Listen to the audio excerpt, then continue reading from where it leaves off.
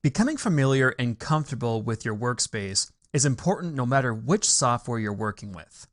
Luckily, with After Effects and most Adobe software, you can easily rearrange your workspace to suit your needs.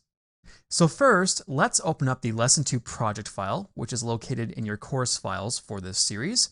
And this is a very simple project file, and I wanted to keep it simple for the beginning of this course. And we're not going to work with the video much, but it just gives us something to look at as we work with the workspace. So first, right at the top, you have the ability to change a preset workspace to your liking. So if we go up here and click on the drop-down menu, you can see we have all sorts of different options. We have standard, paint, motion tracking, and so on. So as an example, if I click on animation, you can see that it brings up some other options for us to work with, especially on the right side. But if I were to go to, let's say, motion tracking, you can see it also changes things, and we now have the motion tracking panel on the side. So really, it just depends on how you want to work. In the case of the series, we'll stick with standard, and we may make changes as we go along just to accommodate the recording area. Keep in mind that we are recording in 720p for this series, and so things are going to look a little bit more claustrophobic. And I also advise, if you do have two monitors, to take advantage of that workflow, because being able to put, for instance, your video onto your second monitor and then have all your tools on your main monitor can really help when it comes to looking at your video and performing different tasks. Now, with whatever workspace you choose, as I said, you can move things around. As an example, I have a panel right here called Effects and Presets. So let's click on this area right here and just drag anywhere we want. You can see as we drag around, we're getting different highlights. It highlights here, it highlights there.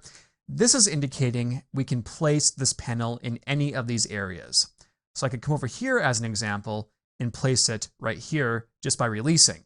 Now, of course, that gets rid of our video. We would have to go back here to see it, but you can rearrange your panels however you see fit. I can come over here, click and drag and move this over there. I could move the timeline, let's say, over here.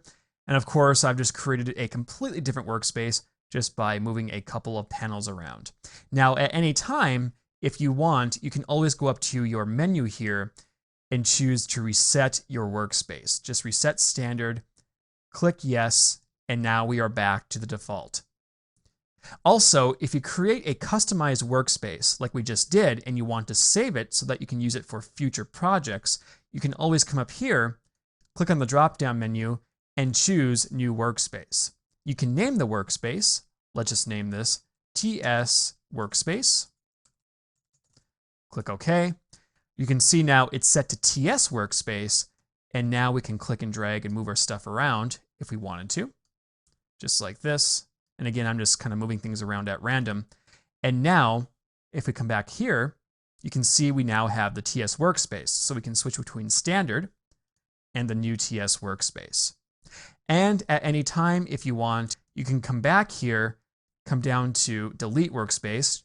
You can click that, and then you can remove it. So I'm going to go back to standard so that we are good to go and everything is at default. One more thing to keep in mind as you work with your workspace, especially in an environment like this where we have not a lot of room to work with, if you put your cursor over any of these panels, for instance, let's come over here to the project panel, and I hit the tilde key, which is the key to the left of your 1 key on your keyboard. It's also usually positioned right below the escape key. If I just tap that, I can expand any of these panels. So I can do that. I can come down here. I can expand the timeline.